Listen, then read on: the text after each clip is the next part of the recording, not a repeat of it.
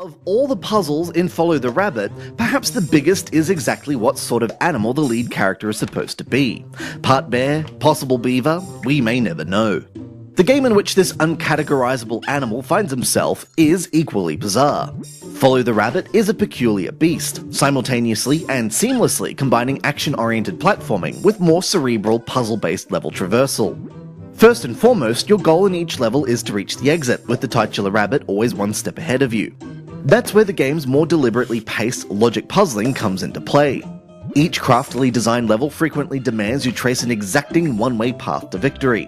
You've got 4 available directions of movement: left, right, up, and down, all of which are handled with intuitive, swipe-based touch controls.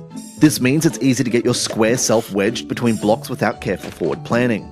It's a setup that requires considered Sokoban-style resolve as you shift blocks around to perfect your escape plan.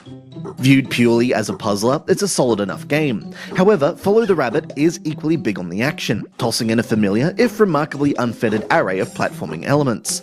There are switches to flip, ledges to ride, critters to dodge, and a host of other classic platform contrivances to deal with.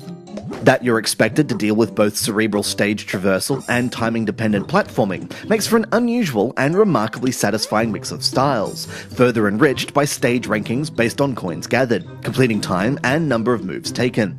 If there's anything to complain about, it's that Follow the Rabbit's cleverness rarely translates into much of a challenge. It's surprisingly easy to blast through the game's otherwise generous helping of over 100 stages. Still, it's a slickly presented, deliciously intricate platform puzzler with plenty of appeal. Individual aspects of its multifaceted design might not be particularly original, but there's a genuinely rewarding sense of chaos as Follow the Rabbit's competing elements collide.